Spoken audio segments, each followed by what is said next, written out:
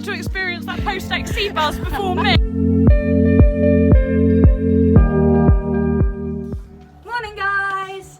So today is Saturday the 14th of April, and if you follow the vlog or the Instagram stories, you will know that Mr. here, sadly, following on from last weekend's lovely sunny pub ride down at Cambrai, stood on a we had the farrier out. Thankfully he found the most minuscule, it's probably like 2 millimeters, if that, mark. He was very reactive, so yeah, it's very sore, bless him. But thankfully there's absolutely no signs of infection. I kept it clean, he stayed in for 2 days, and now, well, as of yesterday, he's been going out for a few hours with the Wolfwear medical hoof boot on. So I thought before I pop him out today, I'll show you quickly how easy it is to put it on. And then I am going to give his bedroom a bit of a makeover because he spent just over 48 hours in it. It's a bit of a mess. I haven't had time to give it a full clean out. I'm hoping this will be the last time I lay a full bed for this year, up until October when they come back in again. I think I've got about 8 bales of easy bed left, so I'm probably going to put them all in. Big deep bed down so that he's set for probably last him until they're out 24/7 then. Which I'm hoping will be within the next 4 to 6 weeks. So I'm just going to check it's clean. No, see, it's full of bedding. Check it's clean inside. It's only a tiny nick. I just know from past experience that Banksy's very dramatic when it comes to things like this. So,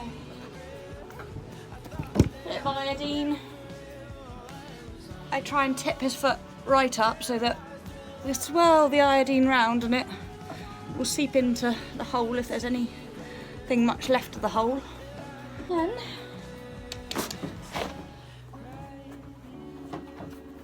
yep, that's it. Push. Foot down. Good chap.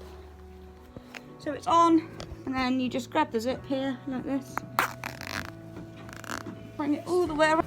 See, must be easy to do if you can do it one-handed whilst filming. Yes. Always then put an overreach boot. Again, slightly wet and muddy from yesterday, over the top. But so that's him all set, ready to go out. I have put my gloves on just for good measure because yesterday he was extremely keen to be led across the field and was pulling the rope through my hands, the lead rope, and yeah, I could feel the friction, so I've made sure I put gloves on today. I'm going to over and out now because he's raring to go and I cannot film and lead because he's that feisty at the moment. So Banks, no Grand National when we turn you out today, please. Nice and calm. So the horses are out and content. They didn't hoon around the field too much. I've just carried in a couple of bags of easy bed ready to do Banksy's bedroom, and this one's been nibbled by Storm in the field. She occasionally thinks there might be food in there. But yeah, I was giggling to myself at how I think Banksy's bedroom looks a bit of a mess and I've let it go a bit. But most owners would actually love to have a horse that keeps his bedroom this tidy. So I'm sat here giggling to myself because the only reason I know that I need to take the wet out is because it's come to the surface here, if you can see. So you scrape all the good, I'll do it with my fork in a minute, not my... He poos in one massive great pile. Then it's a little bit heavy to lift out when he does it in one big pile, but I use the Noble Outfitters wave fork, which has, if you can see there, quite spiky ends, so you can... I don't know, I'm not going to be able to do this one-handed, am I? You can dig it down under.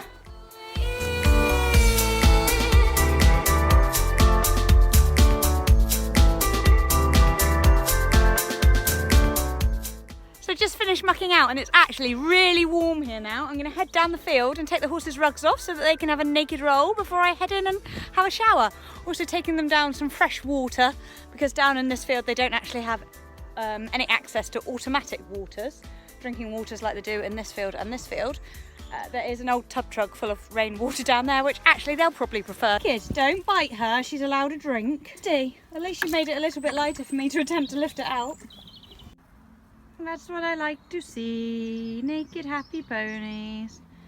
Banksy's found something delightful in the hedge to pick at. But as long as it's keeping him occupied and not racing around like a lunatic, then I'm happy. There's Tommy.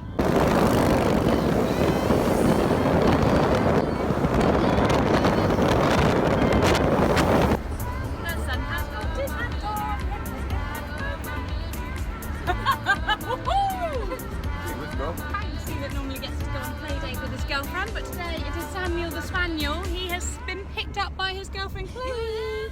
Chloe, you there? He pinned you in the corner.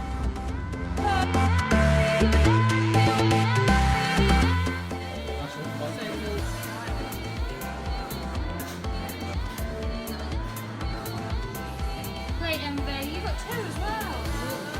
Stack. You got nothing. Oh, even more plate envy. Samuel the Spaniel is not quite so well trained as Chloe over there, who's sleeping peacefully like a very good girl. And you're just being a pest, aren't you?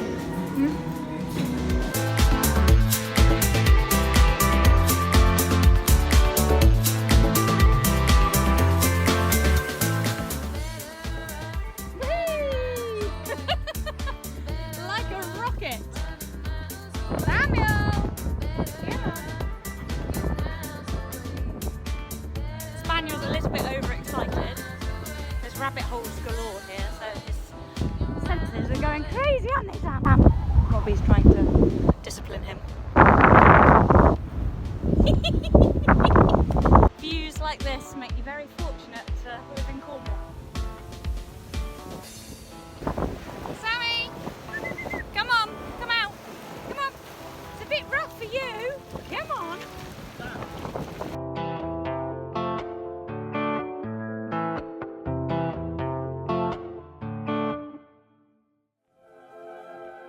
On, dressed up, going down to Lisa and John's, our friends, for dinner this evening, and Lisa's actually the one who imported Banksy from Ireland, so we're going down there for a few drinks and something nice to eat. Lisa's a very good cook.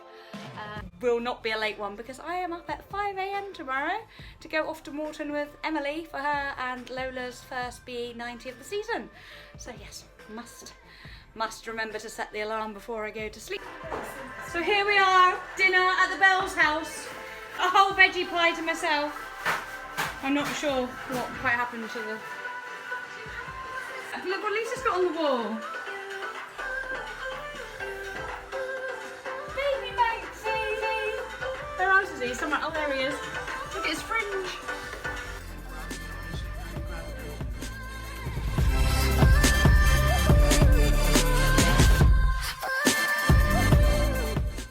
So the deal was, I'll come as long as I can bring my duvet.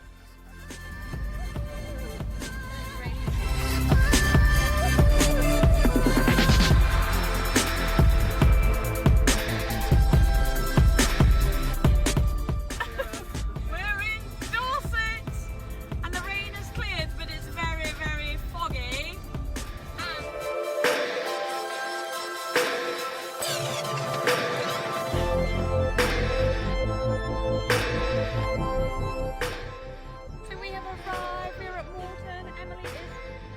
Start box, about to go.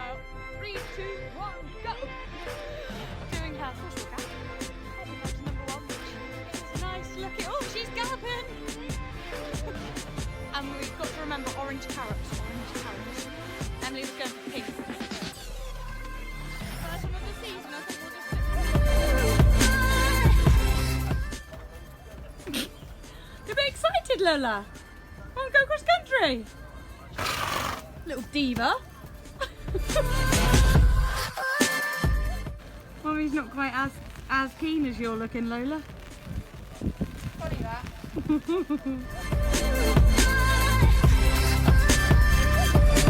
I'm excited. Right, I'm just going to grab a cup of tea a minute. Catch you up. It's so wet, even the camera's steamed up. I can't even see you, Emily. It's that wet, look. Wipe the lens. You don't want to strip off.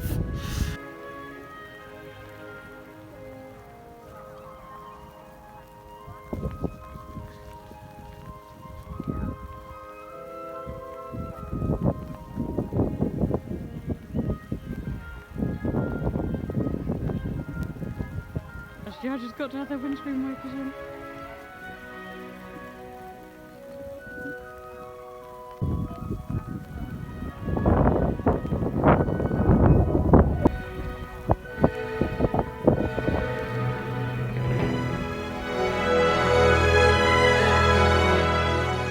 asking you. Good girl, Lola.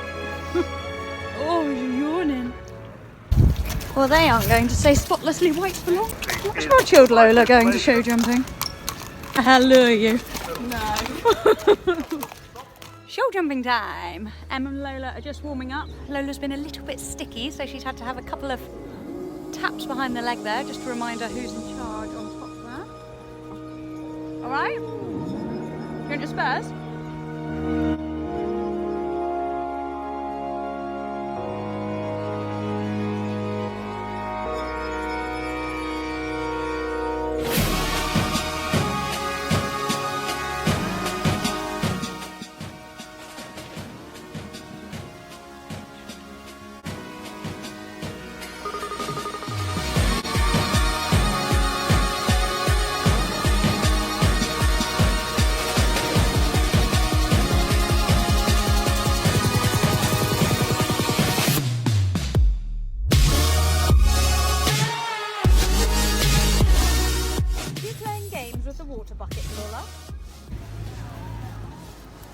Hike them in.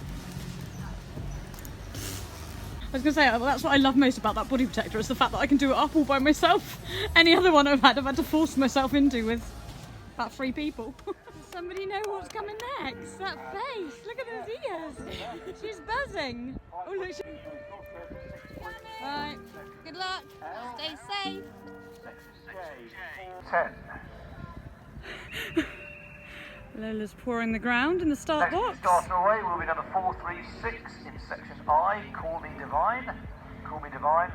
Emily Dunstan, the rider. Emily based in Truro, Cornwall. And out through the start box. Emily wasting no time, already over the first fence. Meanwhile, Nicola Butcher, Silver Lady Blue, clears the silver combination at 15. And a nice big leap over the brush at 16 to approach the final fence. So Em and Lola are currently over there, out on course, out of sight, and it's actually a really strange, nerve-wracking feeling when you're stood here watching, not hearing anything from the commentary. I feel like a nervous mum, not knowing how they're getting on out there. So hoping they'll update us by the commentary in a minute.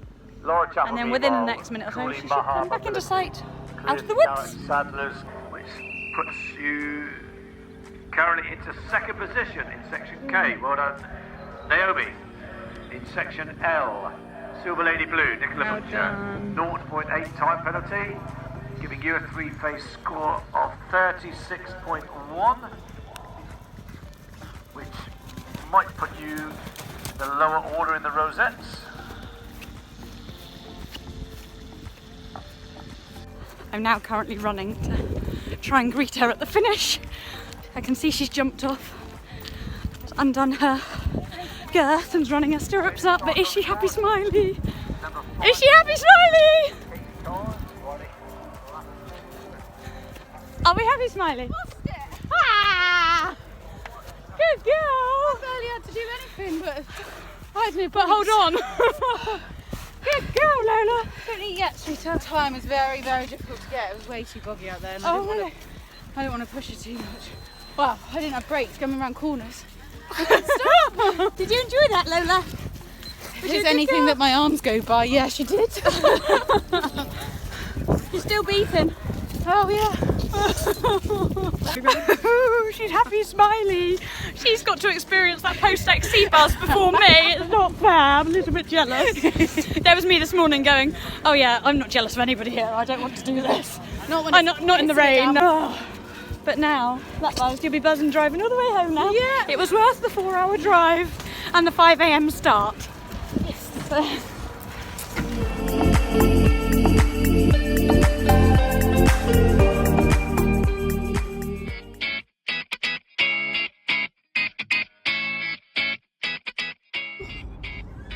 Fat and full of McDonald's. Not swimming well friendly, but it was very much needed. Overview of today, please, Emily.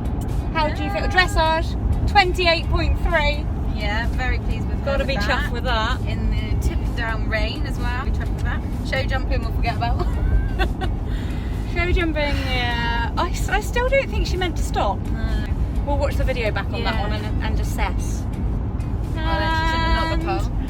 And then an awesome I know, I actually could have almost cried with emotion when she got back. It was like, oh, goosebump moment. Oh, I've got goosebumps now just thinking about it. Oh. Wasn't expecting it. I was expecting a few issues.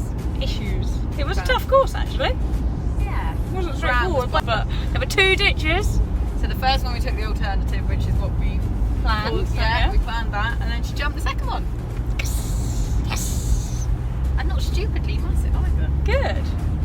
And what? Probably just about another 2.5 hours till we're home, but it's part of the fun. Yeah. So we just get to overview and talk about it all the way home. Yeah.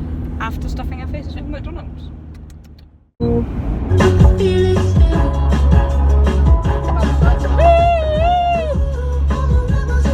We always need a song by this point on the way home. The A30 is a long old stretch. Almost there. And when the eyes start getting tired, you gotta have a good sing song. Those trees. Where are we, Emily? Broadwood Widger. That takes so much concentration. Broadwood Widger. Anyway, it means we're nearly back in the land of Kernow. Pasty land. Do we need to keep this car now?